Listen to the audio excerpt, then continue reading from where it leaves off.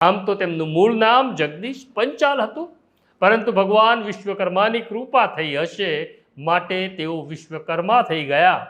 તેમને ગુસ્સો આવ્યો હતો કે ગુસ્સો અપાવ્યો હતો કે ગુસ્સો મોકલવામાં આવ્યો હતો એની તો કોઈને ખબર નથી, પરંતુ તે ભારતીય જનતા પાર્ટીના કાર્યાલયમાં બેસી જે રીતના વાત કરી રહ્યા હતા, લાગે છે કે સામે લાખોની મેદની બેઠી હશે અને વિશ્વકર્મા સાહેબને ગુસ્સો આવ્યો.